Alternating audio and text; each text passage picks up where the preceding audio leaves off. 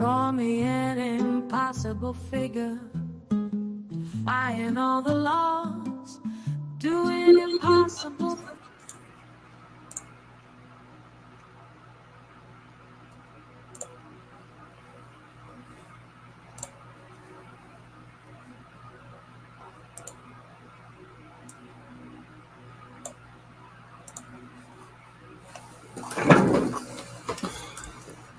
Okay. All right. Earlier on, I was having a problem with the ding-dong sound. So here I am. Hopefully, people can hear me now. If not, anyhow, if somebody comes in and you can hear me, just let me know. So I think I fixed it anyhow. So here we go. Today's page is yes. Jim, can you hear me? I hope that means yes. All right. Today's page is from a suggestion of good. Thank you, Jim. It's from a suggestion from. I wrote it down and I put the notes someplace because I got all discombobulated. Anyhow, the suggestion is, what do we do if we can't trust our leaders? And which is very topical, especially in light of how this is affecting our neighbors down to the south. And so I decided to draw a page about deer. And as is my want. Oh, look at that! Oh, the clappy hands. I like it. I just drew this in ballpoint pen. I got a red pen. I got an orange pen. Doo-da. I used a pencil just to do the borders for the panels. And other than that, it's just straight on pen drawing. And so I've got the original here. And just pretty much drew it straight on. Good feelings. It's been a really productive week like this for me. I find this is yesterday's page of the Looney Tunes. I'll put this light on, make it a little better. So this is the Looney Tune, including everything else. Jim says, by the way, I like the outfit. Nice. Oh, thanks, Jim. And the day before I drew this page, and again, it's pretty much just, this is the 2-page story that I started the week with. So I've just been having a lot of fun and playing with different mediums and having a good old time with that. So I thought with today's page, I would just continue that motif and execute it that way. For those that don't know, I will be at the London Comic Con this weekend with a number of fantastic people, and including Bill Plimpton and Kevin Eastman, who will be doing his last visit here in Canada. So in addition to being at the show, on the Saturday, I'm going to release one page, Extravaganza Volume 2. Of course, as I'm finding lately, for whenever I'm trying to order things, I hope this problem isn't facing people that are ordering my books. I've never heard a single thing about it, but when I try to order my own stuff, they drag it out for so long before I can see a proof. It's aggravating. So I'm going to release the book without getting my proof in the mail yet. Hey! Chaos! So it's fine. I've seen the prep on it. I know it's the same as the last one was. It's just, it would have been nice to have one in hand. So I'll be at the Live Drawing Theater on the second floor. I'm going to have 3 tables, one of which I'll be doing live streaming on Saturday and on Sunday. Saturday at 2:30 and Sunday at 2. So hopefully they'll have enough signal that can, go out there into the wild world. And if not, it'll be recorded anyhow. So at some point, it will be available to people if it becomes fussy for it to work during the event. So that'll be fine. So there's the announcement for that. Now, I've got some books I want to show you.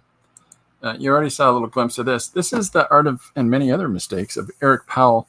Eric Powell is an incredible artist. Tuesday, I talked about world building. And what I meant by world building is you want to do, I'm doing an actual panel. Yep, sorry, I've got a question here from Jim. Am I doing an actual panel? Yes. The actual panel is, I don't know if it'll be recorded or not. It might be recorded for the show, but I'll be running an indie comics panel where I'll be talking about independent publishing. And one page extravaganza will be the 76th, I don't know how do you say it, book that RP has put out. And the third one that we've done online to the larger audience.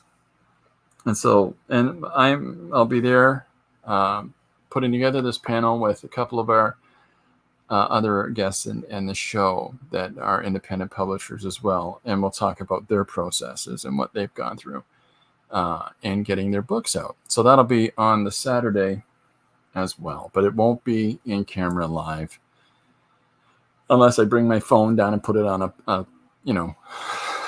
a stand and broadcast it that way, but I won't be able to engage with anybody. But thank you for that question, Jim. Okay, so Tuesday I talked about world building and the idea of the immersive experience for the reader and how we want to draw them into our stories as fast as we can. So in the context of things like this is this week's pages, and I'm having a lot of fun this week particularly. This is the page I drew in pen for today. This is the page that was drawn for yesterday.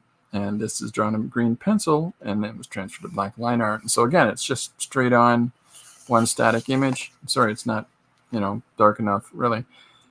Page the day before, this is another approach again, much more simplified line art. I was in my head, I was going to spend X amount of time coloring it and make it look like a cartoon. But time doesn't always allow us to do those things. And then the day before was a 2-page piece. These pieces were reoriented, make it a little more stronger and powerful, the impact of the bus in front of the 2 panels. And then this is the second page as well. And these 4 panels were overlaid on top of this one. So this was a lot of fun to do this story as well. So I've been having a fairly happy week. But each time what I'm trying to show is that I want you into this contextual narrative right off the hop. And so whatever the dialogue that's happening, I don't want to sort of soft step it in. Ooh, sound. Yeah, sorry for those that tuned in the last time. I don't want to soft step into a narrative, and thank you for coming back, everybody. I want you drawn in. Your just resolve is immediately to go into the story. And so I'm not going to say in a wood someplace in the back of, in the back hills of Arkansas. I just want to immediately pull you in. And so your whole worldview is basically about these deer. And the deer are speaking. It's pretty simplified in that way. And so objectively, we can expose a larger happenstance in the world that these characters exist in.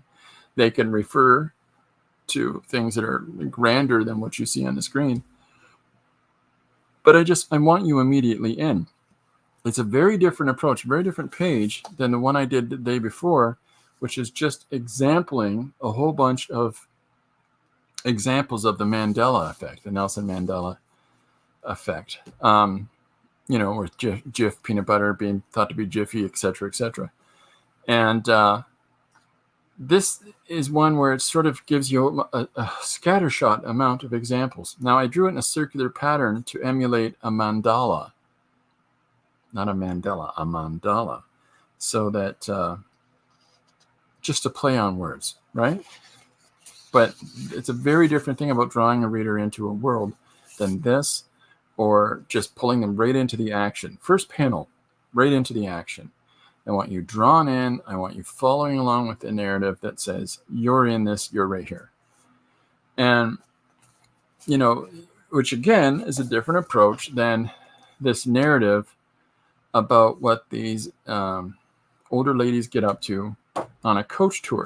So, it's trying different ways to bring the reader into a story, right? And I'm always trying to experiment with that in different ways. Now, there's a similar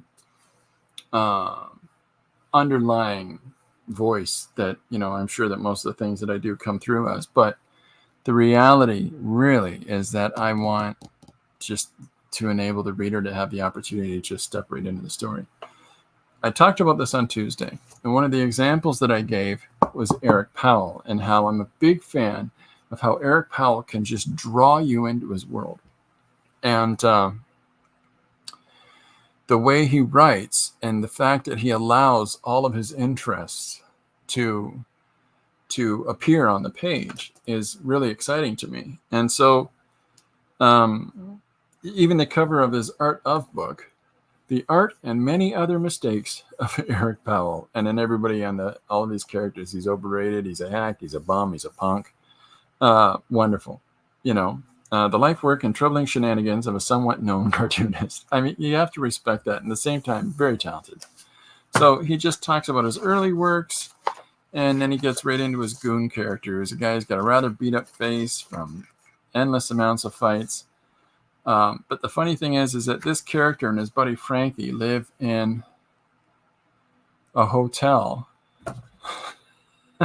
Well, before I get too much into this, it would be funny if the Mandela effect was actually called the Mandala effect because we thought it to be true. Maybe I've started that with that page. Maybe that this page will... I'll pull it up so you can see it a little more clearly. But maybe that'll take hold, Jim, that people will see the Mandela effect and go, oh, okay, right. This is the finished Mandela effect page. And maybe people will misconstrue the term and think it's called the Mandala effect. Oh, we're corrupting minds. Okay, so Powell's characters, Frankie and the Goon, these are two guys live down at the end of Lonely Street in Heartbreak Hotel. So you can just see immediately, just to describe the context of the characters, he's already put in his love of Elvis, But the Goon is... his origin story is that he was dating a lady. He was a strongman at a circus. He was dating a lady, and she jilted him for another. And so since she left him, he found a new place to dwell. It just continues on. So then he's got characters like the Buzzard, which is this old creepy guy, hillbilly in the backwoods, who's always taking on supernatural things. He's even used the Goon to do a retelling of A Christmas Carol by Dickens, and you can see the stylistic change where he's between the tonality and the style of crosshatch that he's doing here. He's trying to emulate a more Victorian style of approach, But the creature that feeds on the flesh of the dead, it's just crazy work. His characters are really interesting. The way he works is really compelling, but what he has no problem with doing is drawing you in to the story. Like here's the breakdown of this character's decline, where he looks at himself as he's been left, and he slowly succumbs into sadness. Hi, Miriam, welcome aboard. And it's just there you go. Brigadoon's Dreamland Carnival. See the wild two-fisted beer drinker and his vulgar monkey on display now. There's the Goon and Frankie. And Frankie's wearing seriously silly ears to make him look like a monkey. But the titles of his stories, like Heaps of Ruination. Let me see if I can find any more of them. The trade paperback collections have the greatest names in the history of trade paperbacks. I should probably just go and grab a couple of them and show you right now. But it's the Evil What Men Do, Heaps of Ruination. Trying to think of... Oh, yeah, here we go. Once Upon a Hard Time. These are such silly names. But it really encapsulates his world is really pulled together. It's set in a noir aesthetic. It has the carnival or the circus. It has, old school shambling zombies and dark wizards. And it's got this eclectic that goes from Victorian aesthetics and beliefs and right along through the 1920s, 1930s. right into things like 1950s engines. Like it's just great stuff. But then there's little things that he does as well. This is Our Gang. He has Our Gang in his book. Now, for those, the McGregor Home for Illegitimate, Wayward, and Possibly Homicidal Youth.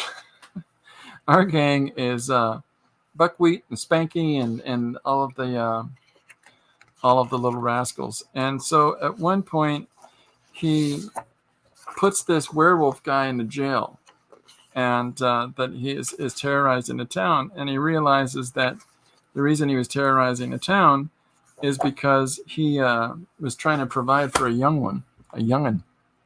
And so now that Dad's in jail, he takes the kid to the Wayward home, and so he becomes Spot. If you know anything about the Little Rascals, he becomes their mascot, their puppy. Okay, Kevin Eastman is another guy who has done an absolutely brilliant job of building a very specific world story. And in his world story, and it starts very simple, and that scientists, they create this radioactive stuff. There's some sort of disagreement about what this, facilitation of it will be.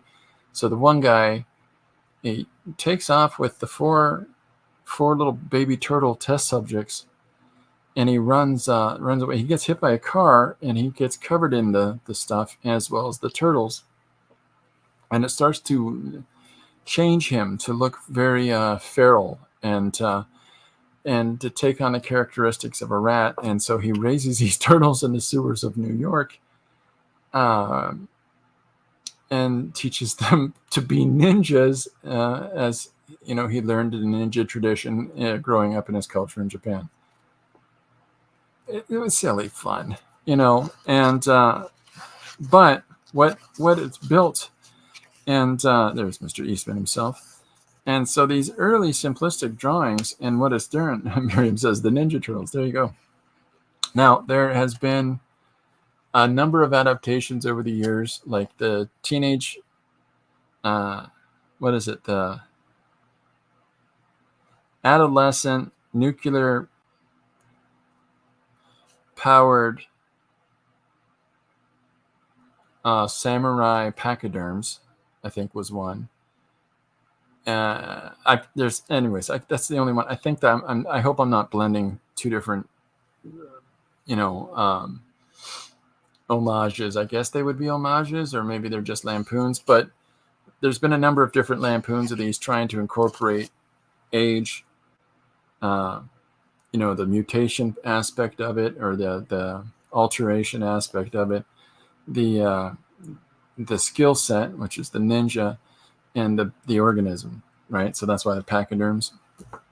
Anyways, there's been some really funny ones, but the originals are brilliant. And you can see his rough sketches and his first initial conception ideas. He's starting to pencil some pages, just great work. And you can see how it develops over the years in his style. Now, here's a guy who roughs out in pen. Got to appreciate that, right? A lot of people don't do that. Another person who I'd like to show you his rough work is a guy named Ryan Sook. He roughs out with a Micron pen and a Sharpie, I think it is. And again, there's not a lot of forgiveness in approaching things that way. So this is eventually the finished style that he goes back on, or he goes back to. And so you can see, there's this wonderful gray, form that's going on where he's defining dimension in his work from what, initially we know to be simple line art, that he's like, here's the simple line art approach. And then he gives it some form, some value. And so it just goes on and on. And so you start getting into this, and here's the boys training in their underground sewer home, being trained by their rat mentor Splinter. It's really fun stuff, and it's really crazy stuff. I think what a lot of people are surprised by, though, is that there are some fairly mature or a little more intensely graphic stories that are in this series over the I think it went 40 to 60 issues, something like that, in this black and white style by Eastman and Eastman writing, Laird drawing. And you can see the how he's roughed up this image, and it's a 2-page spread now, where he's just pretty much captured it here and just done it in a more finished way. So, but the story's got a little more intense. Like here we are, another big shot scene of the turtles fighting aliens and goons in military uniforms, and pretty sure he's just shot IG-88 there. There's Cerebus the Barbarian is in that image here. I wonder if there's any more surprise characters. Well, that might be what's his name from Heavy Metal.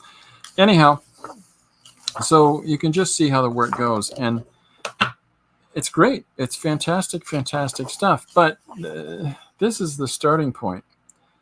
And the starting point for what has become a massive, massive property that everybody around the world is pretty aware of, that are exposed to pop media materials. And so it's been 5 movies, I think, 5 films, at least 4 or 5 animated TV series. It's been at least 4 or 5 different iterations in the comic books. You know, the originals, a reprint of the originals, the animated version based on the cartoon show in the 80s. Then there's different franchise licensees that have carried the stories forward from there for a couple different companies. And now we have The Last Ronin, which is featuring one of the 4 turtles in the future. And Ben Bishop is one of the artists on that, and he'll be a guest at the London Comic Con this year as well. So, as well as Kevin Eastman. So, because this is Kevin Eastman's last tour of conventions, and this is his only Canadian appearance, we're very excited. So that's why the con organizers have called it the Celebration. So, anyways, I want to give you examples of the original artistic approach to this, and then I wanted to show you. So, you got that? Got the gist of it? Got it? So I also have this book that I bought. This is the art of the Teenage Mutant Ninja Turtles. This is one of those animated television series I told you about. This one by Nickelodeon, and so this is them telling these same stories of the turtle characters. But you can see that the stylistic approach to these guys is a lot more action exaggerated. Like when you see the original turtle designs here, they're all uniformly the same size, the same look. They just have different colored bandanas, which is almost impossible to understand in a black and white book. But they each have their own unique weapon. But in the cartoon shows and many of the different adaptations, they're physically quite different. Some are skinny, some are heavier. Same thing goes for the films, but you can see this is all the development of making his TV show. And generally, all of these adaptations are rooted in the stories that were created by Eastman. So, anyhow, this is you can see where it's progressed to, which is somewhat far removed from Eastman's original designs. How you doing, Lid 76? And yet at the same time, they're holding on to all the different notes in the story. And it has an awful lot to do with how strong Peter Laird and Kevin Eastman's turtle world building was, and how it's so definitive and how it's laid out in a very simple way, in a very silly approach. And yet at the same time, it draws you right in, just like Eric Powell's work, just like any good story that we get a chance to see and to read and enjoy.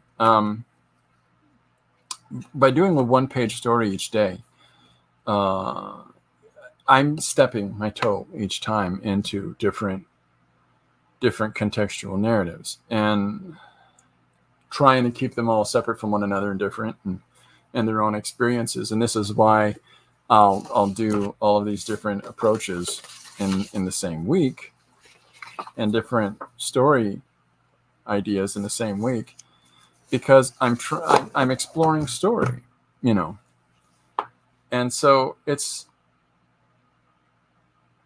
less invested than a person that sits down and does an entire story, like an entire book, an entire short. Now, I've done a number of books, but doing this process, it works in a similar way to an anthology. Ideally, I give you some kind of summation to the story that I'm presenting, to the issue that I'm presenting. But the thing that we forget about story is that story can either be this epic arc of the hero's journey, the entirety of the 6 Star Wars films. I said 6. And the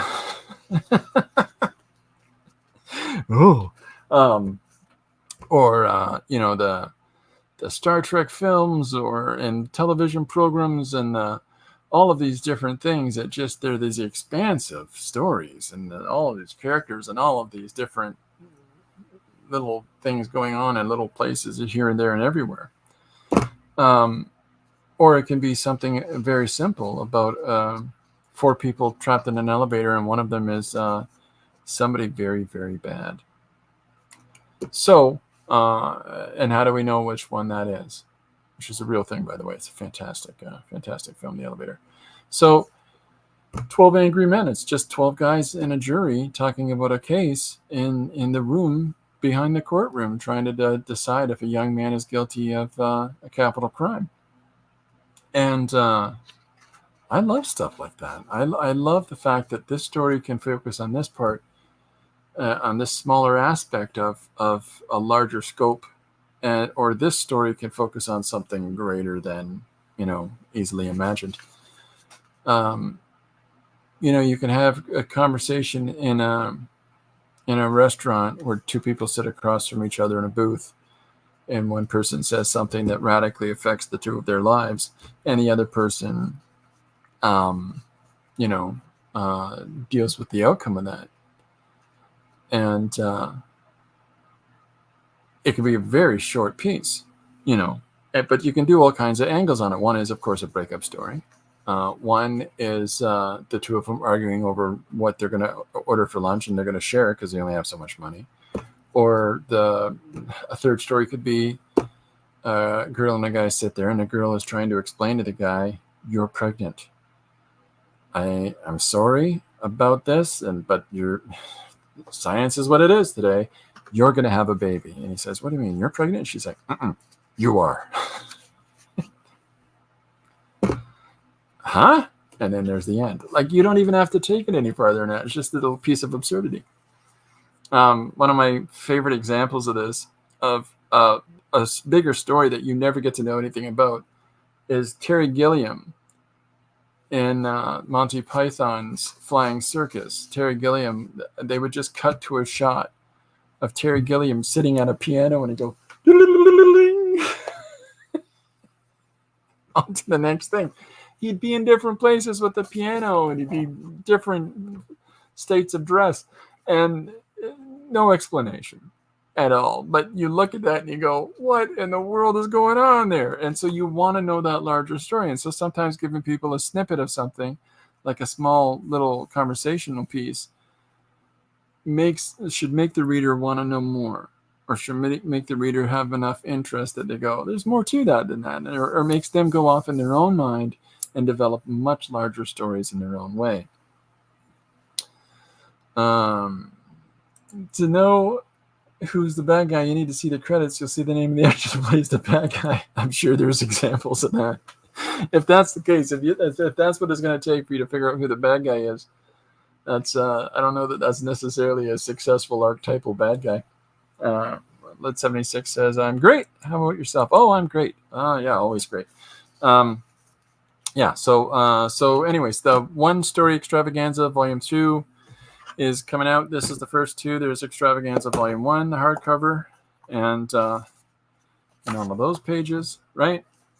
There's the alphabet book, the same size hardcover, and all of these pages of just little one-shot imagery, some small stories, or insights in a story, as opposed to one-page extravaganza, which is a short little piece, a little story, or a snippet of a larger story. And then on Saturday, I'll be launching one-page story extravaganza volume 2. And, that'll come out on Saturday on Amazon. And very excited.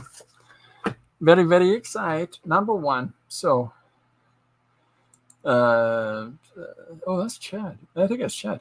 To be inside your brain for an hour, the Runciman cell. It's a trap. I wouldn't put anybody through that, getting stuck in my head for an hour. Oh, heavens of Betsy. Boy, oh boy, there's easier ways to be mean to people. Trapping them up in this noggin. Oh, thank you very much. I appreciate that. That's nice, yeah. So I'll be doing a panel on storytelling and publishing indie works. And then I'll be doing the first stream on Saturday at 2:30 and the second stream live on Sunday at 2 o'clock. And so we have, I'll be taking my setup that's here to the con, and I have a 75-inch television that'll be behind me. And we'll have some drawing battles with guests at the show, and it'll be a lot of fun. Dale's going to take part, and a lot of other gang. So I'm looking for a suggestion in the book. And I've got some leftover suggestions from the show. I just haven't really done anything. You can only do so many days, and I had 70 suggestions from the con last year. So it was, I've done this. I did this one. I did this one. I'm not doing good at checking these off. Okay, so one page. Open mic night. That's why not? Open mic night. So there's today's suggestion. If Miriam, if you don't mind writing down, today's suggestion is open mic night in the chat. I appreciate that. Okay, so open mic night. Here we go. So I'm switching. Now these pages that I've done this week so far have been in landscape format. And I'm going to switch a Roofski because I'm tricky. The whole bucket says, this sounds like a great time, but aren't I nervous? No, I'm not. Sometimes, the apprehension that we can build up for ourselves in the process of what we do and sharing that with others is can hold us back, right? And we all do it. Every one of us have apprehension. I have apprehension, the same, you get those last second jitters before you go up and do something. It's just a matter of the way things are and our human characteristics. But if I overthink things, then I could make myself nervous. I tend not to do that. Thank you, Marion, for doing that. I tend not to do that. I tend not to overly worry about things and concern myself about others' thoughts and feelings and opinions on what it is that I'm doing at the moment. And while that might sound a little bit self-based, it's I'm enjoying telling stories. That's kind of who I am. And so figuring out different ways to tell stories is my bent, is my interest. And if I can help facilitate that for other people, I'm going to do that. So rather than worrying about being apprehensive of what going in front of other people is, I kind of do that here on a regular basis, Tuesdays and Thursdays now. And I don't tend to get too worried about stuff. Okay, so I've got this ink, or this red water-based ink that I bought for $1 someplace. And so what I'm going to do is I'm going to use this. I've got a dipping pen, which I guess isn't going to work in this way because it's probably a nozzle tip. Yeah, it's a nozzle tip. So I've got another red I can use. I'm just going to draw with a dipping pen today. Oh, that's another. We don't want to do the same color. Okay, so I have this Daler Rowney acrylic ink. And so this is what I'll be drawing with today. It'd be nice to connect soon. Oh, yeah, for sure, man, for sure. Yeah, let me know. It's good to see you. Whole bucket says, it sounds smart. It's a great approach. I've been with a lot of self-doubt, my artistic skills. I got to loosen up.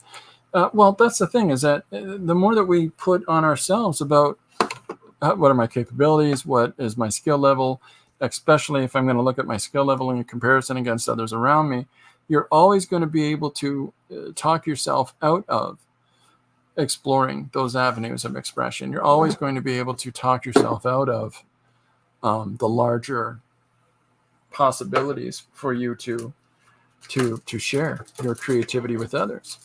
I'm not saying necessarily have reckless abandon, but allow yourself to just say, you know what, I'm kind of okay with what I do, so I'm just going to go for it. So people that like it, great. People don't like it, well, it wasn't for them. I always suggest to people that my absolute biggest fan is possibly somebody who lives in a hut in Indonesia somewhere, and or some lucky state or chance, one of my drawings flits and lands on the wind at their feet, in front of their hut, and they look at it and go, "This is the most transcendent image I've ever seen," possibly because they haven't seen others. And I may well never meet that person, but if I'm making my work for that person, what are the chances that it's going to get to that person? If you're making your work for yourself, let all the other things go, and you'll start to have more fun in your process. And I'm saying this to some people that I'm sure that are all, they all have a good sense of self in their own creative journey. But maybe somebody will hear this and go, "Oh, you know what? He's right. I'm going to start drawing in mud with sticks again and plastering into the sides of people's houses," or whatever they're going to do. And there's power in that. Well said. Oh, that's very nice of you. Okay, so let's get crack-a-lacking. All right, so I've got this Daler Rowney ink here, and sorry, I'm waiting on a delivery, and if that delivery comes in, I will show you people that are with me today on the stream first before anybody else that here's the new book, here's the proof. Woohoo! Otherwise, I'm just going to release the one page story extravaganza number 2 without a proof, without having seen my own proof. So that's why my friends call me Whiskers, because I'm crazy. All right, so I'm going to put this. It's one of these inks that has a dropper in it, but then when you take it out of the jar, where do you put that? So now I have a drawing nib on a Speedball Pro tool. Now this is really for different blades for you to do lino cuts with and to use in that regard. But I also find it's really good for holding on to drawing nibs that is better for my big gorilla hand. So if you're wondering what the goofy thing I'm holding is, that's what it is. All right, so we've got our suggestion for today is Open Mic Night, and that's from Jim L. Thank you for putting that up, Miriam. Okay, and thank you, Jim, for the suggestion.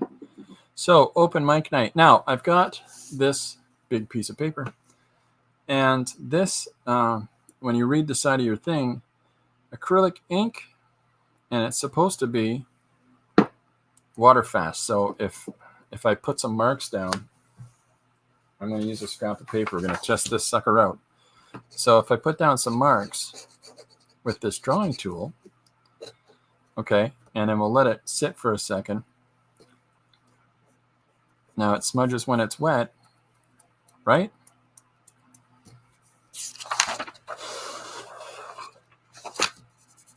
All right, dry.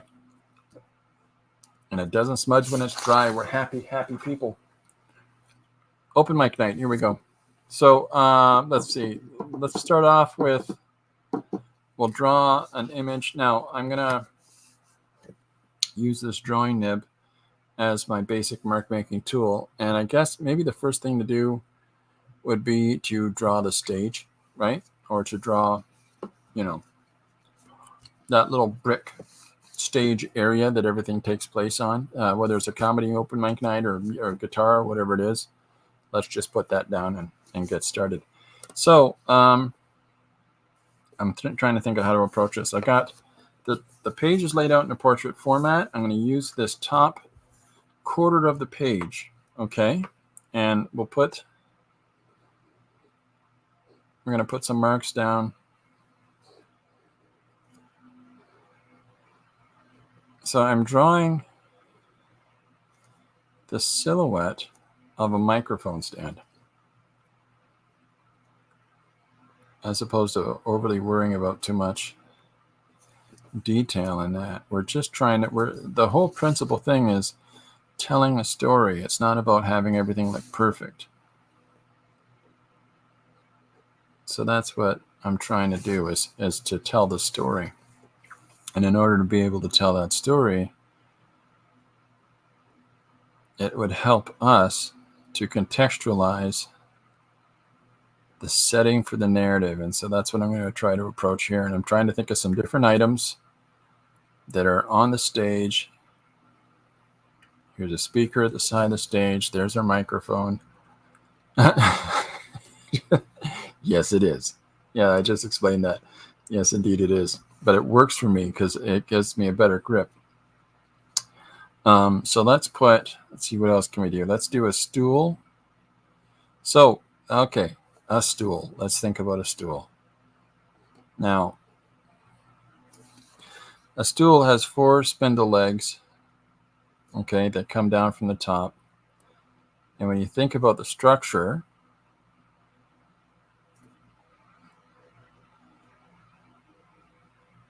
it has 1 or 2 different little layers of cross beams.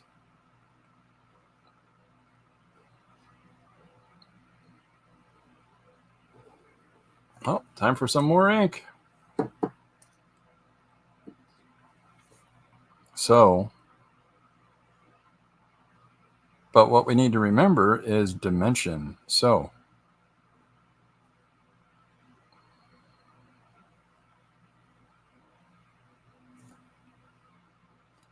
and the fact that you're going to see the 4th leg back here, but not losing sight of the fact that the 4th leg is still going to have spindles connected to it. And so once you, is it perfect? Nah. Does it work for us? Yep. So there's our stool on the stage now. I see if I can jump a little closer than that. There we go. Is that better? I'm sorry for that.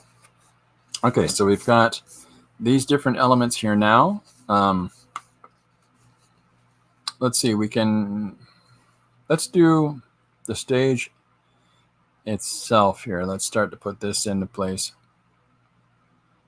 Now, I'm just thinking about how everything works in relationship with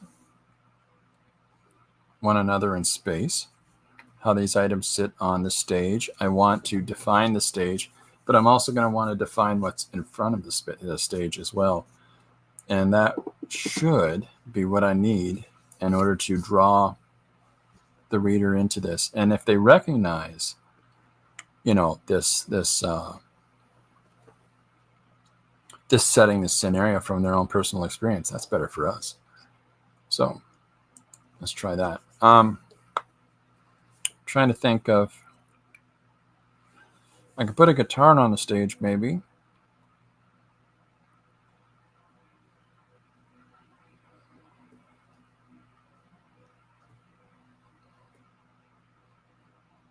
Thinking about this in dimensional form, right?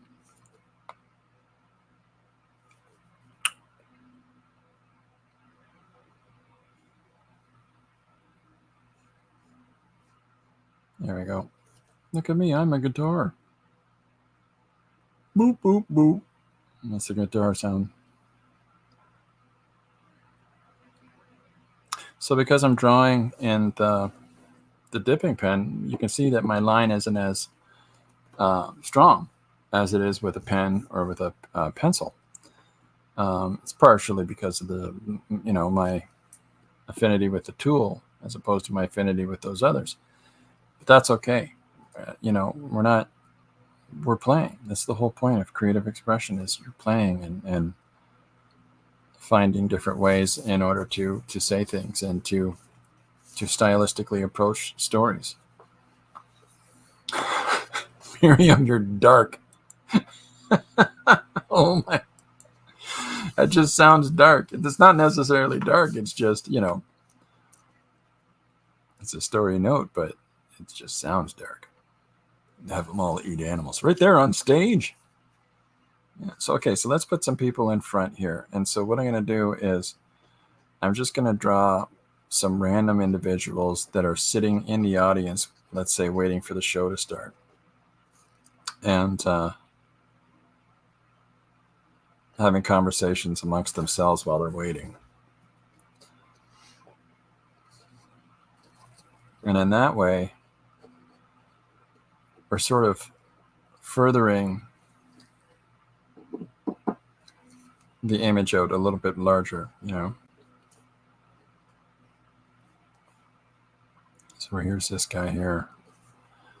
Gives him some folds in his. Let's have him leaning on a table.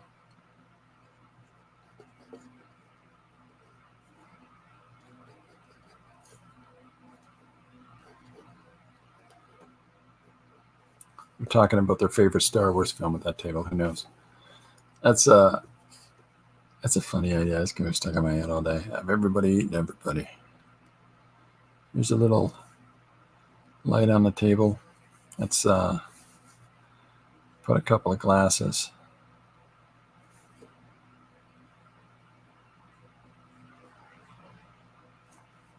And let's put, whoa, big splatter of ink. Look at that. That's all right. Who cares? We'll put somebody else's hairline in here too. And then let's give one more. The idea that these people having the larger heads are closer to us.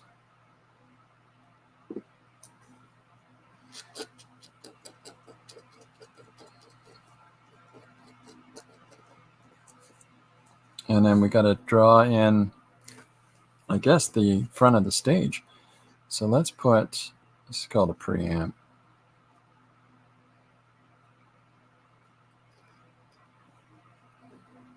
That's more so for the musicians than anybody else, or performers than anybody else. So if I know that this line recedes back to here, the next line's going to come across there. And then there's the front of our stage. So let's put a little shadow underneath here. And then we'll draw that wall. Get the brick wall in behind there too. Just keeping it fun and interesting, right? But thinking about all the little different parts that make up this sort of a scenario. Jim says, Chris, what types of things are you doing to take care of yourself physically at the convention? I remember my back used to kill me because of the cement floors. Well, that's a really good question. I got orthopedic shoes. That's a sign of aging. Yeah, no, there's a lot of things that people need to do to pace themselves out at conventions. It's a really important question, Jim. Thank you. For me, because I got a little bit of running around to do with the battles that I'm running at the art battles over the weekend, in addition to that, my own one-page events that I'm doing, the panel that I'm doing, introducing Bill Plimpton's masterclass and things like that. I'm going to be moving around a fair amount. And for me, as a type 1 diabetic, it's important that I manage my blood sugar through the course of the event. So I've got a little thing of snacks, and I've got a timer that I set up on my phone to make sure I'm eating, and I've got an alarm set up through a sensor in my arm that tells me if my blood sugar is getting low. All these little things that might be extra things to other people, but these are the specific things that I myself need in order to be able to do this event. And we need to be aware of our own limitations in these events. They're all a lot of fun and everybody wants to have a good time, but at the same time, you really need to be able to have a self-awareness, in your time management, yes, but also your physical management. Oftentimes you can really see people burn out, and by the second or third day of an event, and it takes the fun out of it when you're standing there at your booth, your table, or whatever it is, and saying that, I'm exhausted and I'm not enjoying myself. I'm sorry, I did that off panel. And let's not get to that. So figure out methods like packing a thermos bag with all kinds of snacks and goodies and drinks and proper lunch and things like that. And at the same time,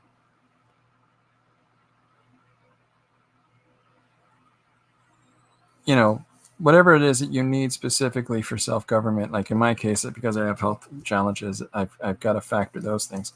But it's not the same for everybody, right? Allow yourself to have somebody to cover your table. And at the con that I'm at, there are people that I can call upon to just sit at my booth and tell people, hey, Chris will be right back. He's just, gone to ponder the existential qualities of living in a contemporary urban society. Or whatever other excuse they can have for me going to the washroom. So yeah, it's a really good question, and I'm really glad you asked that, because for a lot of people, they don't honestly think these things through on the level that they should. There's other kinds of things like having some cash on hand in case you need to go and get whatever at whatever time. Allowing yourself to get up and have a breath from your table, like to go someplace else, and go look around, engage with other people. Don't just be sitting there. Some people just stand at their table and try to hard sell the holy baloney out of anybody that comes near them, as opposed to, and it's the reason I'm here. Okay.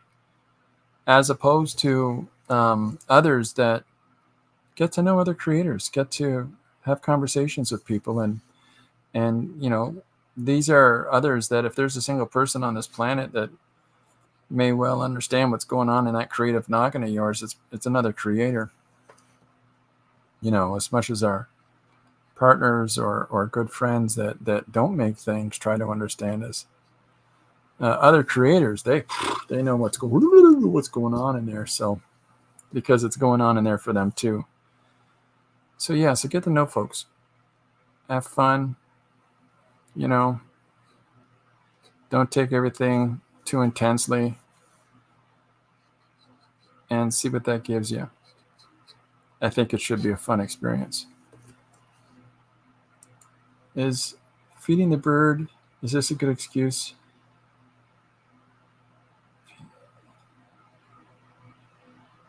One page about a bird. I'm sorry, Miriam, I'm trying. Is feeding the bird, is this a good excuse? Oh, you want somebody on stage feeding a bird? You're really into animals being eaten. I don't think I understood that right.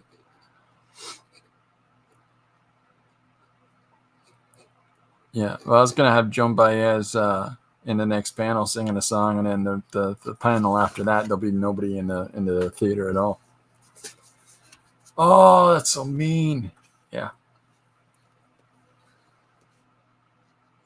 How many roads must I walk down? Good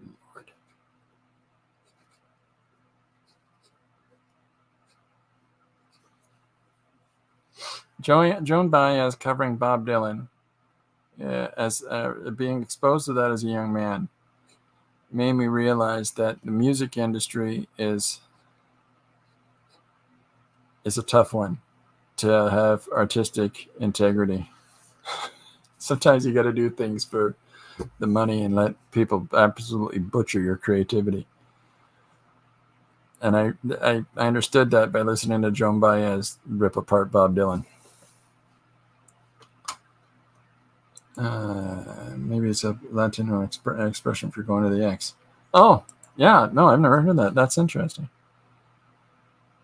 Maybe. Yeah, because I'm not familiar with that. Maybe other people that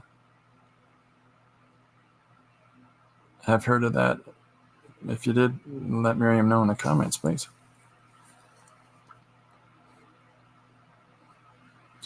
So, as fun as this is drawing with a dipping pen, I'm gonna switch over to a fountain pen in a second,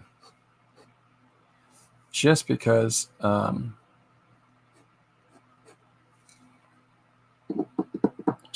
just feel compelled to do so. I might even do it mid-panel here, just per scuzz. And yeah, we'll see. Isn't that nice how you can just rub your fingers over it and not smudge all the ink everywhere?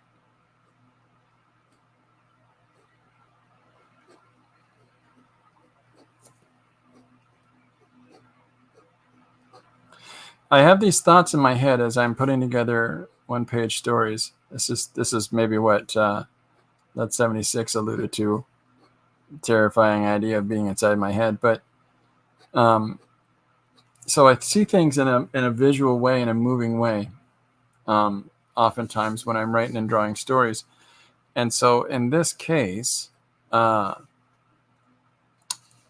a banner I'm going to put back here that says Open Mic Night. But in my head, I see this thing being unfurled, and with this sort of dramatic drop, flump, there it is on the stage. And it's an animation thing. It's not a static image. And yet this is what my head does, is it thinks of things and the idea of movement. So sometimes that can help us in our drawing, is to be open and receptive to that.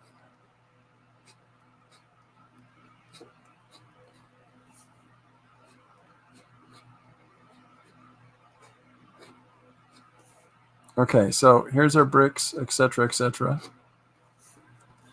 I think I'd be very comfortable inside your head. Could you tolerate it? You're welcome to come on in. There's lots of room here. I got a big head. Okay, so I'm gonna put a different defining pattern in behind the stage area. There we go. So, and then we'll put in text on here, Open Mic Night.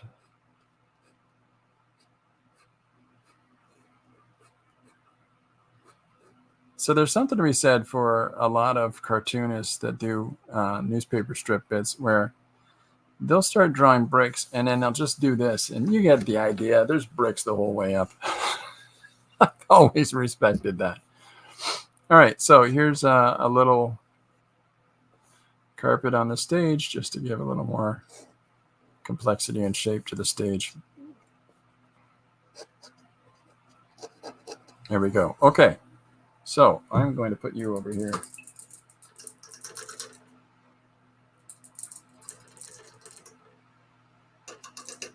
Always be sure to draw your nib out, or to wash your nib out right away after you use it, and then put the lid on your ink. Okay, so there's our first panel. Let me see what I got here. Okay, so that's fun. This guy works. How about you? What's your name? Larry. Okay. Yeah, I think Larry's dried out.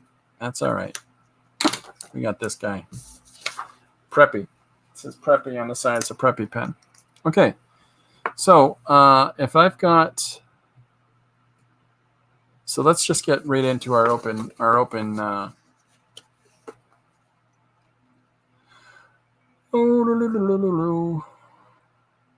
Open Mic Night. This is our suggestion for today. Thank you, Jim, for that. Okay, so I'm just going to start drawing. Oh no. A Walk in Christopher's Mind is a one-page story idea for Miriam. Okay, so here we go. I'm just going to draw our announcer, and I'm going to have him come in and just draw him grabbing a hold of this mic.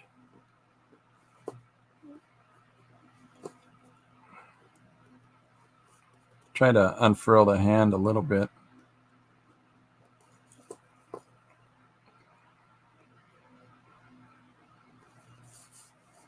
And then we'll have him take it off that stand. So let's put that piece of that stand over here going off panel. And then the focus is on our guy saying, yo, what's up? I guess. That's it'd be interesting to see that page, Miriam. It's going to be very squishy. It's a very, very sloppy, wet place up there in my head. It's sappy. It's very sappy at times. What is this? Is where his ideas come from and the things that he enjoys. What is this? Call the Midwife? Has he really been watching that show on TV? Yeah, this is what you're venturing into. So this is a 03 nib on this preppy pen. So the line should be that thick. I tend to draw, whoops, I'm so sorry. The line on this 03 should be that thick. I tend to draw with it flipped over so that the line is a little bit thinner. Miriam says I have the whole story mode in my head already. Oh boy. Here we go. Uh-oh.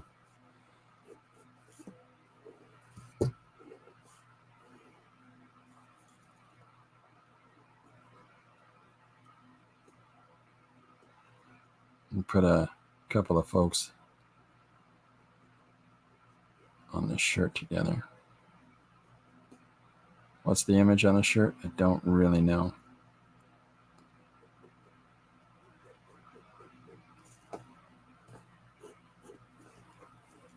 All right. It's got the whole story in her head already.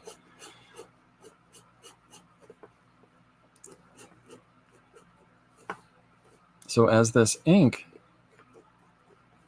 as I'm working with it, it's very light when I'm putting some marks down, but it dries very dark.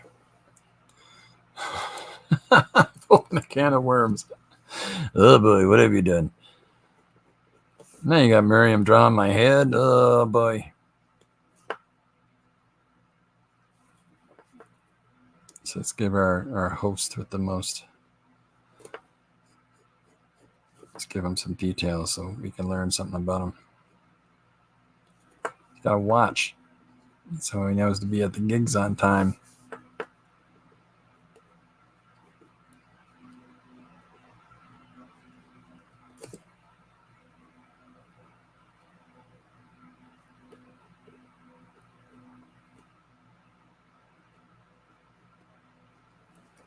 There he is, being a player. What's up, yo?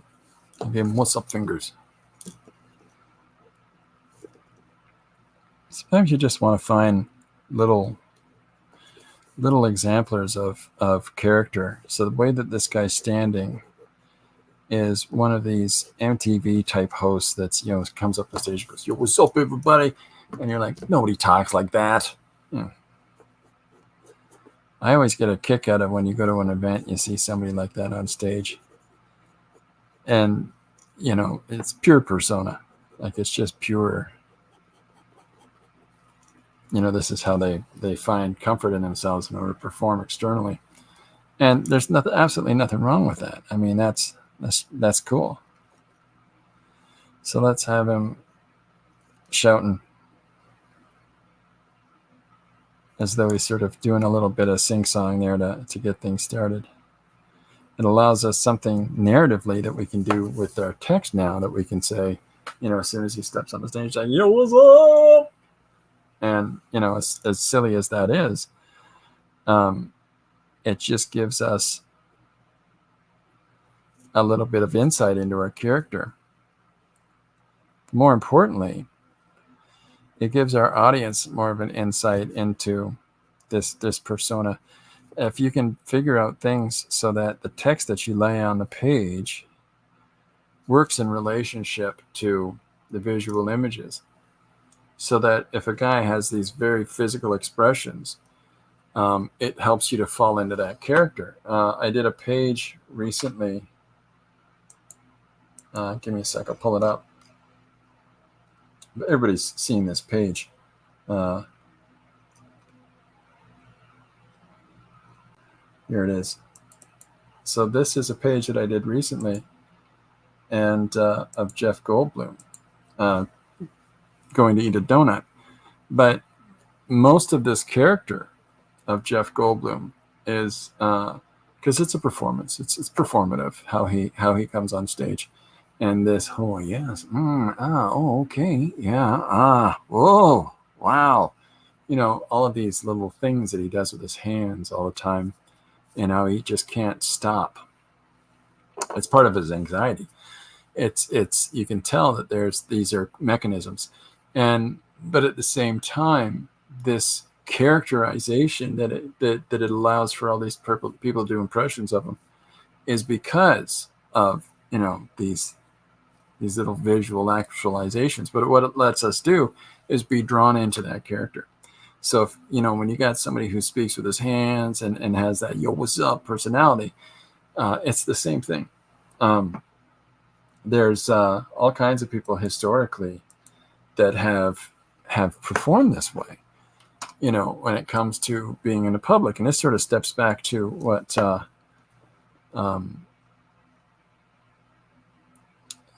the whole bucket was saying earlier. I want to make sure I said that right, about the anxiousness that some people feel when they go to do things. You're not alone. No one's alone in that. It's just people figure out methods in order to accommodate that and to do the things that they set out to do. And even these television and film celebrities, they have things too. There's a funny bit. This is a contemporary Saturday Night Live bit, and I'm not necessarily I haven't watched Saturday Night Live on Saturday in 5-10 years, but Bill Hader, well, probably more like 5 years. Bill Hader is a brilliantly funny guy, and he can really step into a character. So they got a thing about these, kind of bro dude surfer guys, and so the art has become really cool. So we sent Chet down to a museum to find out what's so rad about it. And then it cuts to Bill Hader with a ball cap on, and he's red, yellow, blue, green. There's all kinds of colors in art, right? And so what makes art so ballin'? Well, we're at this beeping museum. We're gonna find out. His character. You don't even need any more than that. You don't need to see him walking around looking at the paintings and talking about them. That's literally all you need is, let's go see what makes art ballin'. I love that. I love little things, little tells of character. And if we can figure out how to do that in our own storytelling, it expedites the process of the immersion of the reader. You don't have to tell all kinds of exposition about this guy and who he is and what he does and all of those things. You just need to know that he's going to come out and be obnoxious with the microphone textually, and immediately start talking about, we got all kinds of people, they're going to perform and do some things, man. There's a funny thing at the start of a Doors live album where a guy introduces the performers, probably the show organizer, let's be honest. But he starts off, he goes, yo, everybody chill out, everybody come down, man, everybody calm down, because the audience is crazy. And the Doors are going to come out, man, and we've all been through some stuff lately. I don't know what he's talking about. Like, I don't know if this was at some place where there's some riots at a university. I don't know. But he just comes out and tries to calm the band down, and we want to have a good show. So everybody sit down and relax. Take your seats, man. It says everything about what you're about to get into, because over the course of this live album, there's all kinds of chaos where you hear people shouting things at the stage, and then you hear Jim Morrison arguing back against them, and then you hear, television, like there's a couple announcements in between in the course of the whole show where the officers go, "Good, such and such O'Grady, come to the promenade, please. Come to the promenade." And then the next song. But it just, everything is sort of set from that beginning, and it's an audio experience. It's a recording, so you don't get to visually see this person come out and say these things, but because of the way that they speak, and because of this sort of authoritarian voice of the security of the location and how they speak, you get this sense of the dichotometric personalities, these two individuals. They're so opposed to one another, and the hippy dippy guy and you just got a feeling that the other guy's got shortcut hair and the formal announcements, as opposed to the hippie going, "Hey man," So I love that stuff, and if you can figure out fast ways to do that and to incorporate that personality of somebody in there as fast as you can, then that's an objective.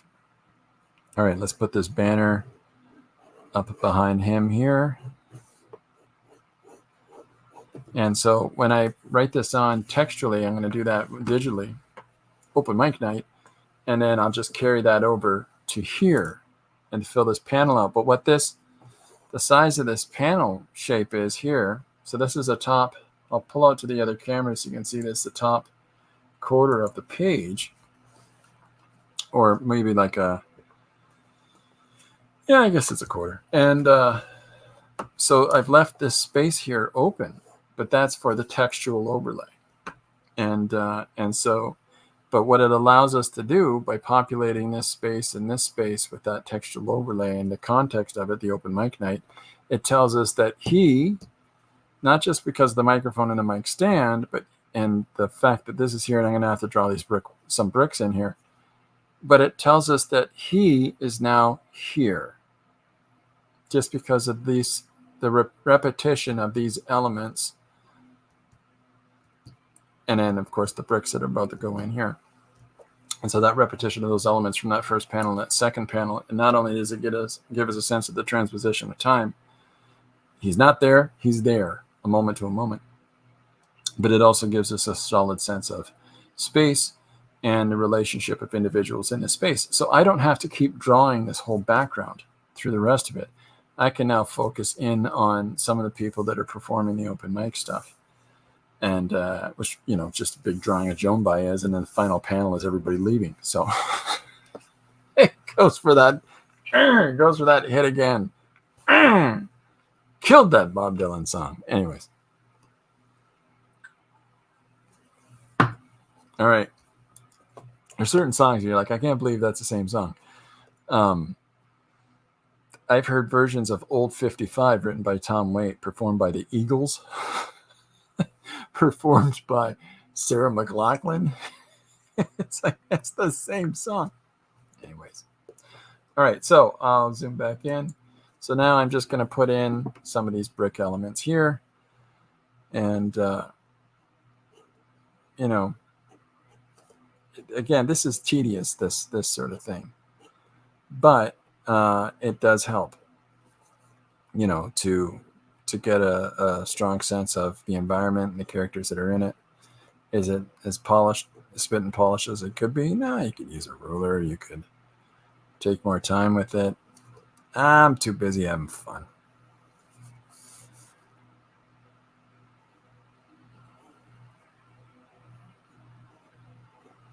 I don't know. Maybe I got to have Sonic Youth do a duet with Neil Sedaka. Who knows? Let's see what we do with this open mic night. Somebody come up. We got to have a guy with a bag on his head. I'll tell you that right now.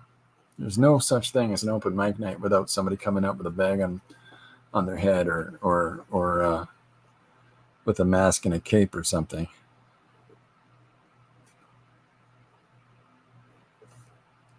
I did some stand-up here in Canada, and I performed with a guy who called himself Lunchbox. The larger part of his entire routine is to go up and to do a Bubbles impression from a television show here in Canada called The Trailer Park Boys, because he resembled this Bubbles character on the show, and so therefore he went up and did a Bubbles impression, pretended to be his cousin. And, he's found his thing. But that was kind of the extent of that thing. And the challenge of that, of course, was that, one, you got a sense of his act pretty quickly on. How do you continue to fill time with that? Because you're not the other, performer who's created this character and authentically carries him off, but you're somebody who's doing something emulative of it. It's not going to land the same. So in my head, that is very similar to the guy with the paper bag in his head. The unknown comic was a real guy in the 1970s who would come out and do jokes with a bag on his head. That was his whole shtick. It was a real guy. I love that. I don't know if he was ever exposed for who he actually was. If anybody knows that, I'd love to hear it.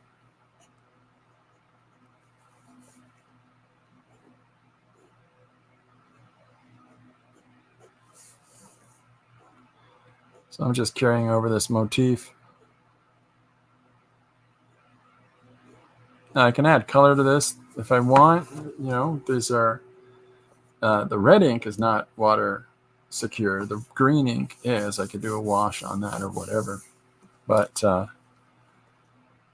I could also just throw in some digital splash of, watercolor-esque or ink wash type thing, but we'll see.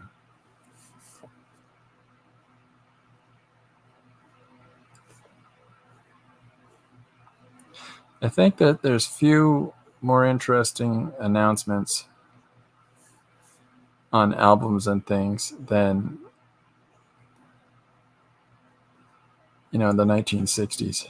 There's just so many recordings that have people talking, and then you got the Woodstock thing, and you got Doors live and different things live. And they're always ridiculous. Always. Just always ridiculous.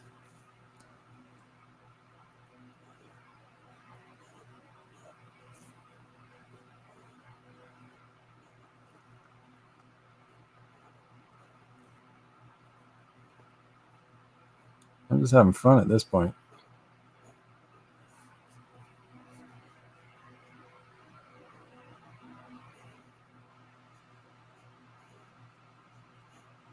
There we go. Yeah, I get the gist. They go all the way up.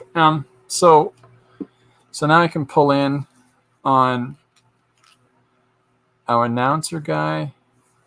I can do a closer shot of his face if I want. I can just spend X amount of time drawing all of the individuals that'll be performing. This is where we've opened the lid on things now, that we've immersed our reader into the whole world. Here is the context of where things are taking place in our first image.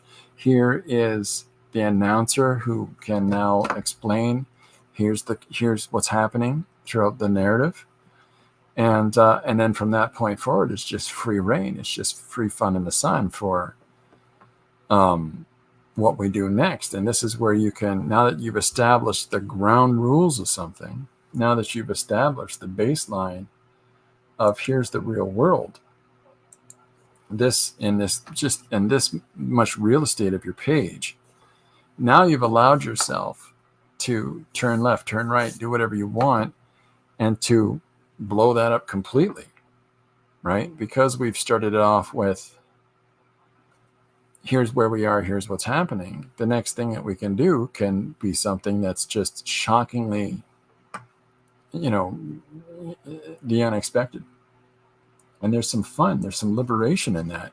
But it can feel tedious to have to do this opening salvo, basically, to say, here's where things are and here's what's going to happen. But to go through that tediousness, it allows us to find something more, something a little more exciting that we can do with it. So as I'm talking, I have this idea about having him knocked off the stage. This is just sort of where my head goes. How can I do something to turn this in a different direction? Well, how about the first obnoxious person to come running out onto the stage is a maniac and have little thought, little consideration to how their actions affect, the other performers or the other individuals around them. So let's try that. Let's try that sort of a thing. Oh, just a sec. Oh, well, it might be ready. Hey, my proof might be ready in time to have at the con. That's good. Well, either way, I'm releasing it on Saturday. All right, so let's do this. Let's have our guy run out, and then we'll go from there. Okay, so let's put a dude. Let me think about how I'm gonna move up here a little bit so that I can be in that frame. So we've got the stage, we've got the characters therein, and we're all set for that. So let's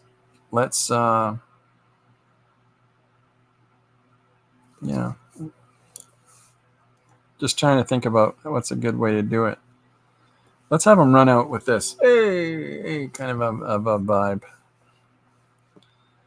We'll have his hand up, waving at people, who thinks his self-importance is much higher than maybe it is. So we'll put his arm coming up, and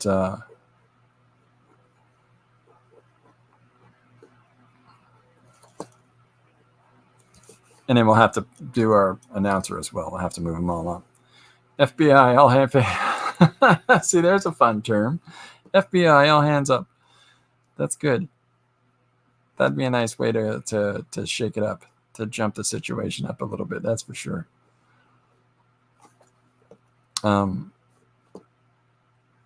Yeah, I like that a lot, Miriam. That's good fun. You could have, as soon as he goes to start performing, you can have a bucket of water spill all over him. As soon as, our first act coming out tonight, sploosh, like, hey, come on, man, be serious tonight. Or he gets hit with a tomato, or,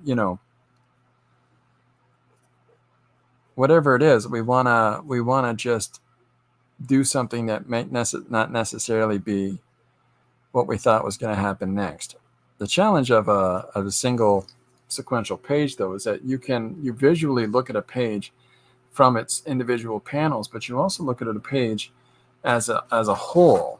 And so, when you lay out the page, and you've got this panel, you've got this panel, then you've got further things happening. As we move down, the viewer can see it as in its entirety, right? But how do we get them to just follow through instead of just reading it visually? We don't want them to just read it as in its whole. We want them, on some level you do, but we want them to be able to follow through the story and to stay with us. Enjoy the entirety of the effort that we've made. I've been drawing a lot of pages lately of people wiping out. I don't know why. I'm just having fun doing it.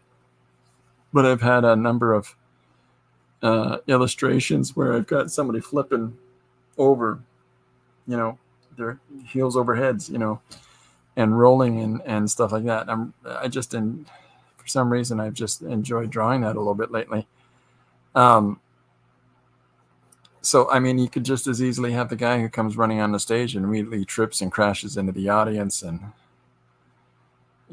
all that kind of fun. But again, that's a kind of a visual motif that might be better illustrated sequentially or to be filmed, and have somebody actually perform that way. So we're just going to try to get our guy at least on the stage. Could have him, burp as soon as he gets a hold of the microphone. That could be something. We could have them, I don't know. There's just so many things we could do.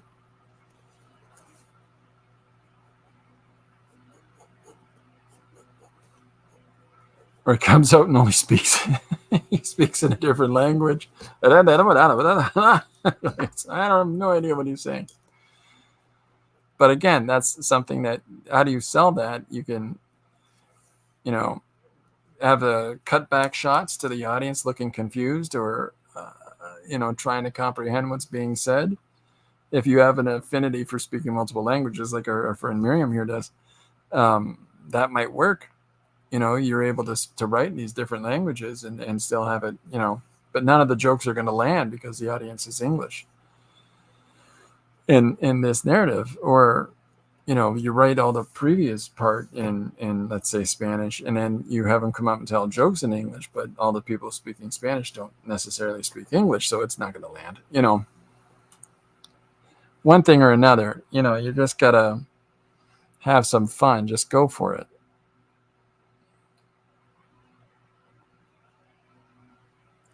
Touches a microphone, gets shocked. There's just so many things that you can do.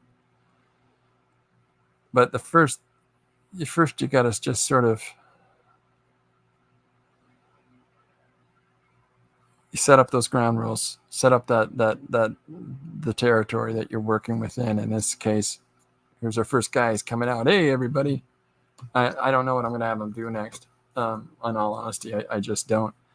But I do know that, he's not going to enjoy it. In the sense that, it's going to be awkward for him. So we're drawing hat guy. And we'll draw him handing the mic over. Let's get his cap on. I'm just sort of freebooting this as we go.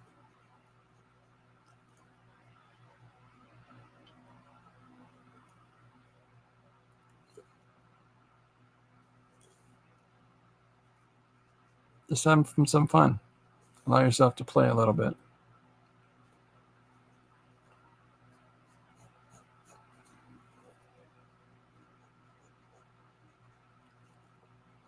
We'll see how I do with this.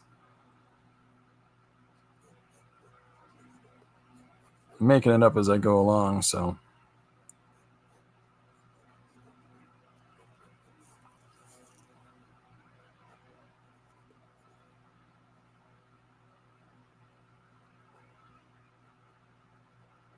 You could spend the rest of this page having them trying to do elaborate hand gestures as they're shaking hands as the one guy comes on stage. Just allow yourself. My point with all these different examples is not to overwhelm you. My point is to try to encourage openness and receptivity to those, whatever these crazy ideas that pop into your head are. We spend X amount of time in the process of creativity talking ourselves out of things. I can't do that, or that's too whatever. As opposed to just allowing ourselves, why not?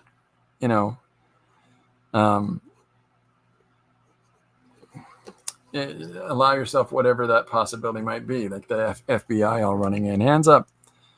It makes a much shorter page. Your resolution on your pages as soon as those feds come in. Or maybe not. Maybe the guy with the microphone tries to use it as a pistolero and bang, bang, bang, bang, shoot back at the FBI agents. Who, again, whatever. Allow yourself to be open and receptive to the ideas. And through that, you'll find different avenues in order to tell your stories. Like right now, I'm as I'm drawing this guy and the guy coming on stage to join him, there's a part of me that wants to have them fight. Give me the mic. I'm not done introducing you yet. It's dumb, but it's dumb in the sense that it's exploring an idea. This one guy was chasing the other one on the stage all over the world. Found you. See, there you go. Fantastic idea. That's great. I like that a lot.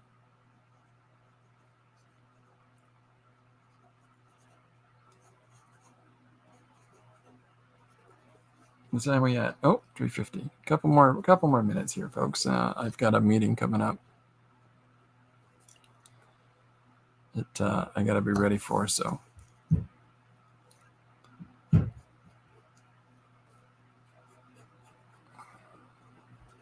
I like the idea a lot. I think that's a fun idea of him chasing him. Found you. Psych. Didn't think it'd be me, did you?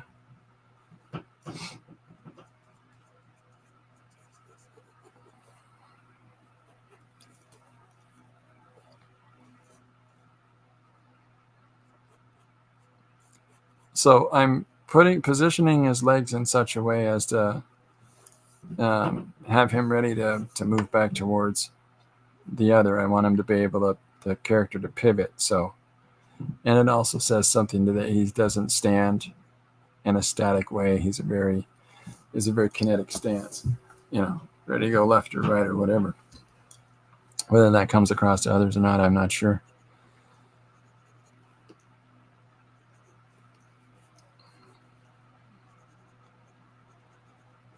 Hand on the mic. Think about how you hold a microphone, right? Think about how it fits within the hand.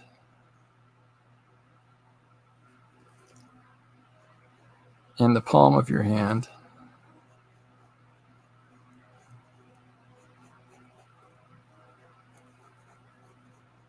All right, so there we go. Here's these two guys. I'm not going to make you sit through the rest of the drawing of the whole page.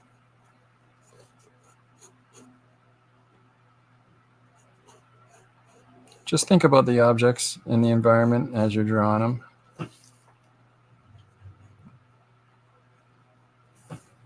Getting those across, right? There's the thing that holds a microphone. All right, so there's our guys coming to meet up with one another. And I'll pull the camera back out. Thank you for everybody that has come and joined in today. This has been fun. So here's what we got so far.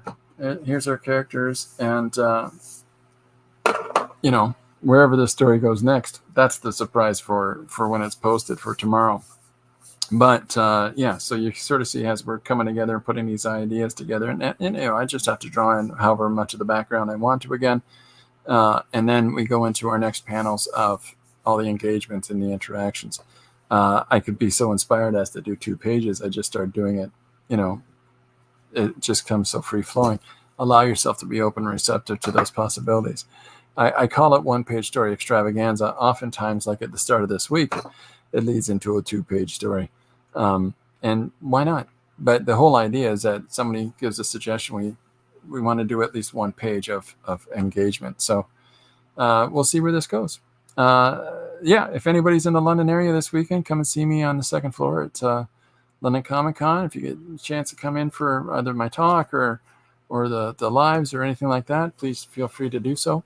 In the interim, I will be definitely back on Tuesday. I've got some guests lined up to come and do some streams with, so keep an eye out for those. Thank you very much to my moderator Miriam today, and to everybody that's come out and joined in. There we go. There we are. Thanks very much.